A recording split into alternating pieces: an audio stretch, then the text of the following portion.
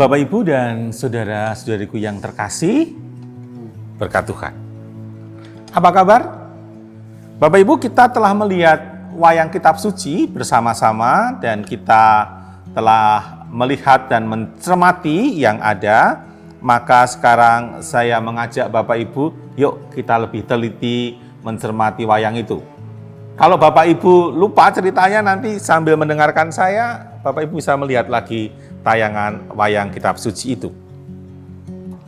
Kita melihat sebelum zaman pembuangan Babel, pusat kehidupan keagamaan orang Israel itu ada di Bait Allah. Karena apa? Dalam Bait Allah ada tabut perjanjian yang bagi umat Israel menjadi sarana kehadiran Allah. Kehadiran Allah di dalam negeri mereka membuat mereka merasa nyaman, mereka merasa aman, mereka bangga menjadi bangsa terpilih. Karena kebanggaan dan rasa aman itu, mereka merasa bahwa mereka bisa berbuat apapun juga dan Tuhan tidak akan menghukum mereka. Sehingga mereka seringkali berbuat dosa dan banyak nabi yang mengingatkan mereka tidak pernah didengar oleh mereka. Akibatnya, sebagaimana dalam wayang itu, umat Israel hancur. Mereka dikalahkan oleh Raja Nebukadnezar dari Babel dan mereka semua dibuang ke Babel. Pada awalnya mereka masih berharap akan kembali ke sana. Apalagi pada waktu itu ada nabi-nabi palsu yang mewartakan bahwa mereka tidak salah, penghukuman ini hanya sebentar, Tuhan pasti mencintai, Tuhan tidak menghukum mereka dan mereka akan segera kembali. Kenyataannya, setelah 10 tahun di pembuangan, tidak ada tanda-tanda bahwa mereka akan kembali lagi ke tanah mereka. Bahkan, mereka melihat saudara-saudara mereka dibuang ke Babel. Bahkan raja mereka, Raja Zedekia, datang sebagai orang buangan dengan mata yang buta karena dilukai oleh lawan. Mereka seketika menjadi hancur.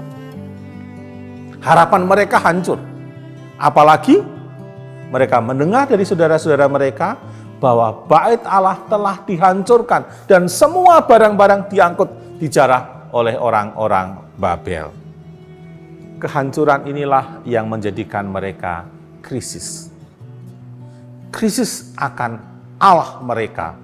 Krisis akan jati diri sebagai bangsa terpilih. Bagi mereka yang mengalami pembuangan di Babel, mereka mengalami Allah telah kalah. Yahweh telah dikalahkan oleh dewa-dewi bangsa Babel. Dan mereka hidup sebagai orang-orang terbuang. Nah, bagaimana mereka mengolah krisis ini? Para pemuka-pemuka Israel yang ada di pembuangan mengajak mereka untuk melihat kenyataan dalam diri mereka.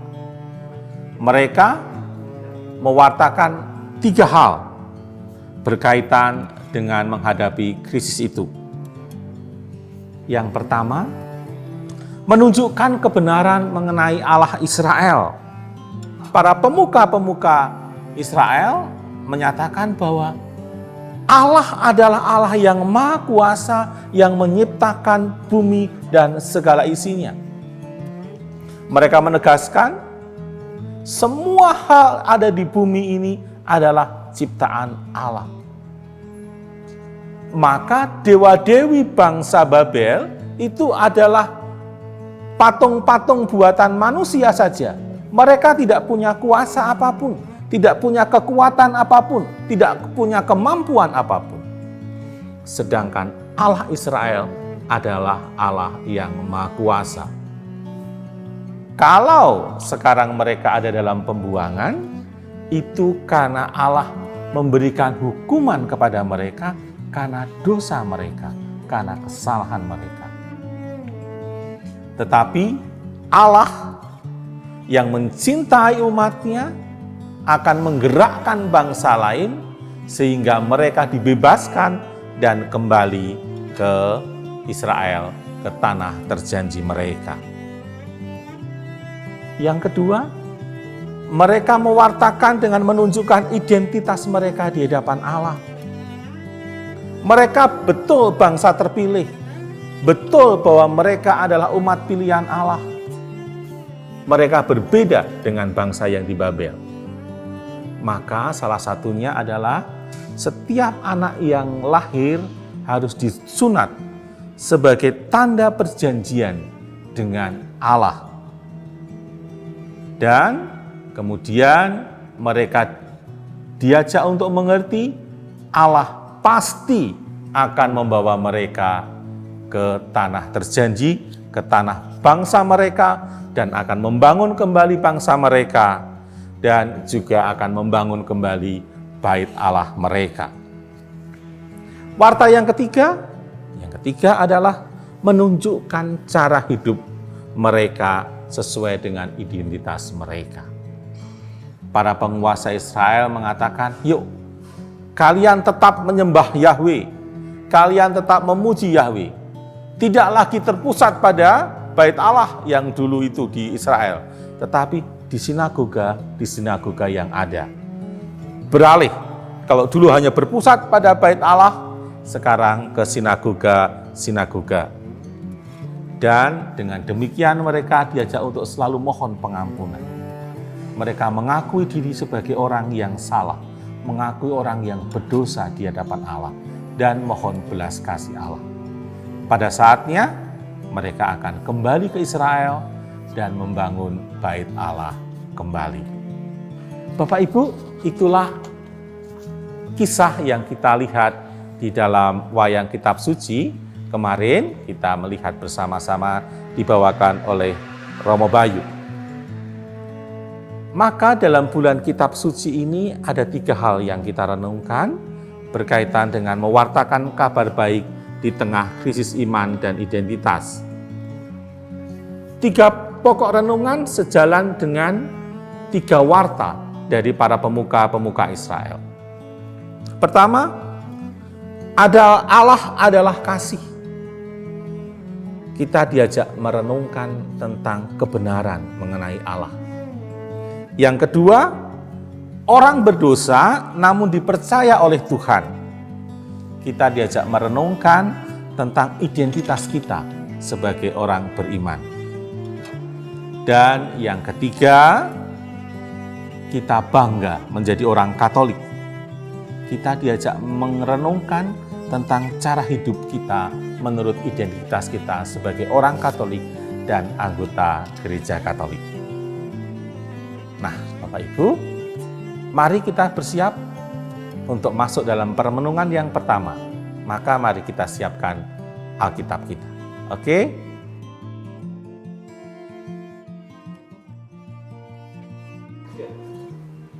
Bapak, Ibu, dan saudara sekalian, mari kita masuk dalam permenungan yang pertama. Tema permenungan pertama adalah Allah adalah kasih. Maka, mari kita siapkan kitab suci kita, Alkitab kita, karena bahannya bersumber dari Alkitab. Mari kita sama-sama buka dari 1 Yohanes bab 4 ayat 7 sampai 21. 1 Yohanes bab 4 ayat 7 sampai 21. Ada di layar Bapak Ibu semua, ya.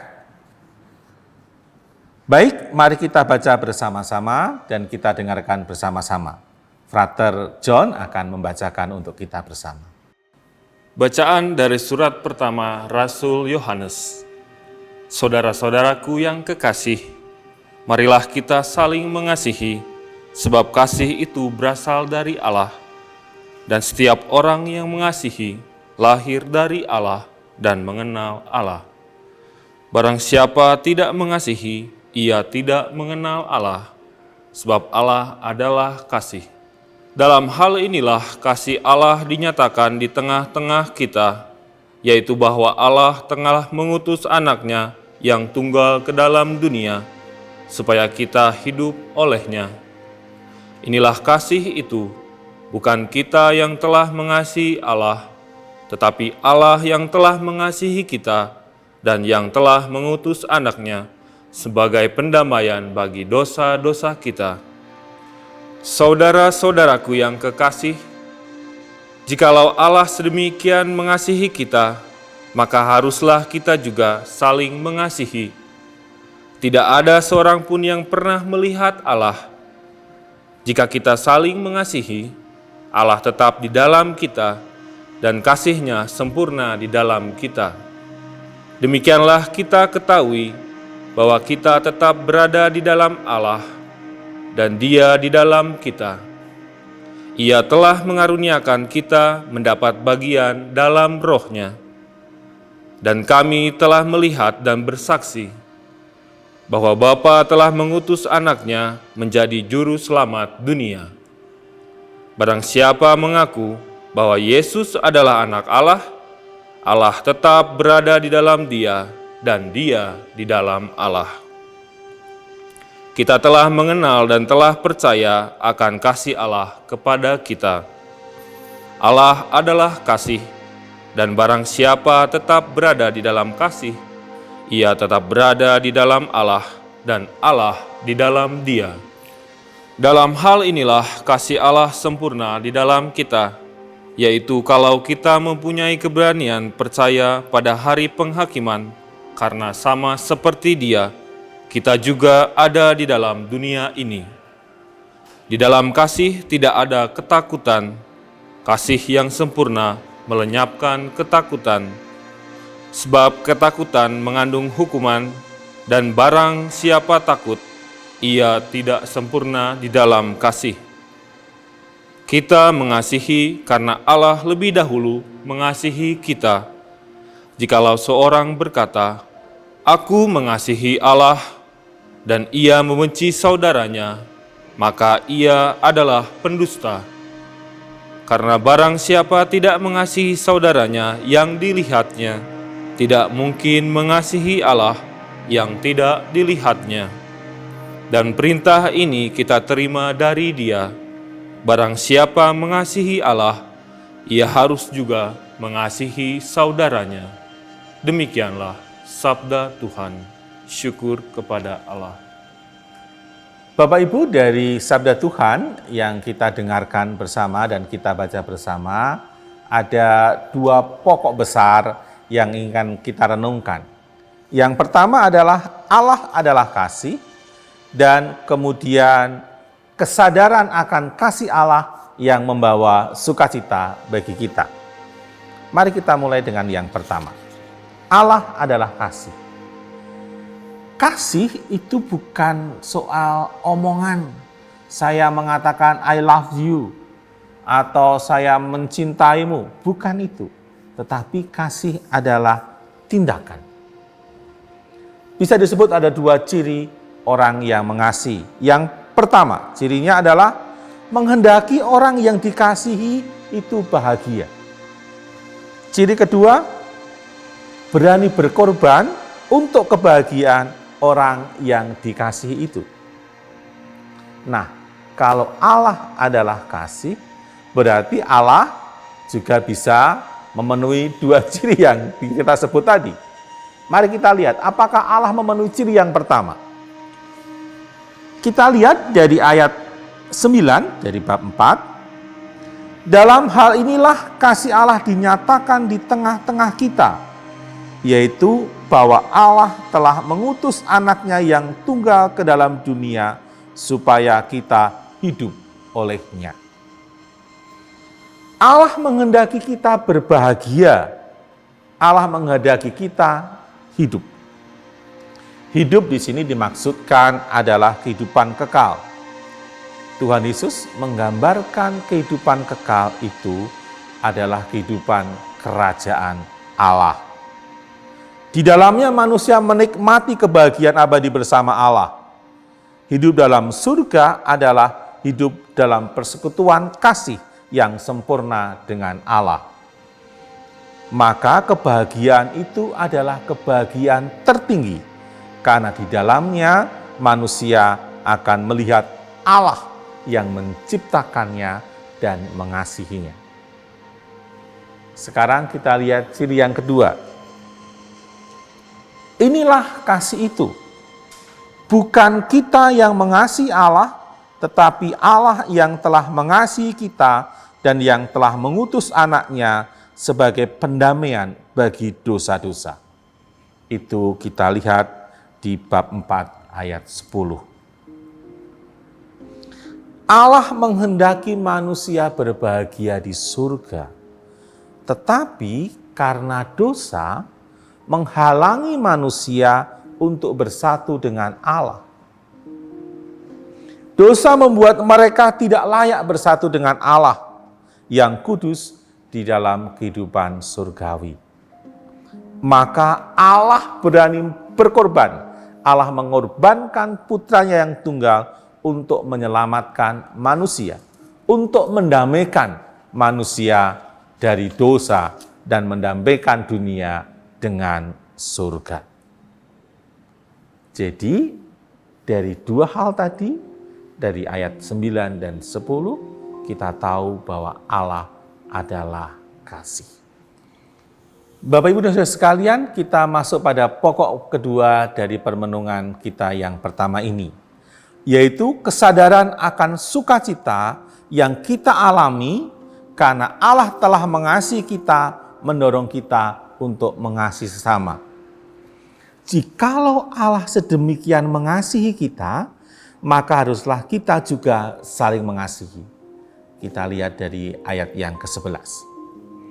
Jika kita saling mengasihi, kita sebagai anggota gereja saling mengasihi, maka Allah hadir di dalam persekutuan itu.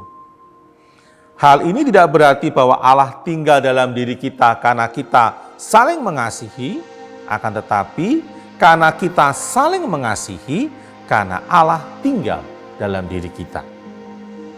Allah memang tidak nampak, tetapi kehadirannya dapat kita alami. Kita mengalami kehadiran Allah ketika kita saling mengasihi. Kasih kepada sesama adalah bukti bahwa kita mencintai Allah dan menjadi bukti bahwa Allah tinggal dalam diri kita. Jikalau seorang berkata, "Aku mengasihi Allah," dan ia membenci saudaranya, maka ia adalah pendusta. Karena barang siapa tidak mengasihi saudaranya yang dilihatnya, tidak mungkin mengasihi Allah yang tidak dilihatnya. Itu ada di ayat ke-21. Nah, Bapak Ibu, kalau saya mengalami kasih Allah, tentu kita terdorong untuk mengasihi sesama kita. Atau dengan bahasa lain, saya mengasihi sesamaku karena aku bersyukur karena mengalami kasih Allah yang begitu besar. Bapak, Ibu, dan Saudara sekalian, saya mengusulkan beberapa pertanyaan refleksi. Yang pertama, berdasarkan pengalaman hidupku, pengalaman mana yang menegaskan bagiku bahwa Allah adalah kasih? Sebuah pengalaman yang membuat saya tidak ragu bahwa Allah sungguh-sungguh mencintai aku. Kedua, apakah pengalaman yang tadi jawaban atas nomor 1, pengalaman Allah yang sungguh-sungguh mencintai aku, mendorong aku, atau menjadikan motivasi bagiku untuk semakin mencintai sesamaku atau tidak? Dan yang ketiga, berdasarkan pengalaman hidupku, pengalaman apa yang sungguh-sungguh aku rasakan sebagai bentuk pengalaman mencintai sesamaku dengan pengorbanan yang luar biasa? Ada 3 pertanyaan reflektif. Semoga dengan refleksi semakin menumbuhkan kehendak dan pada gilirannya menghadirkan keputusan hidup dalam diri kita dan hasrat kita untuk semakin mencintai sesama kita. Selamat berefleksi. Berkat Tuhan.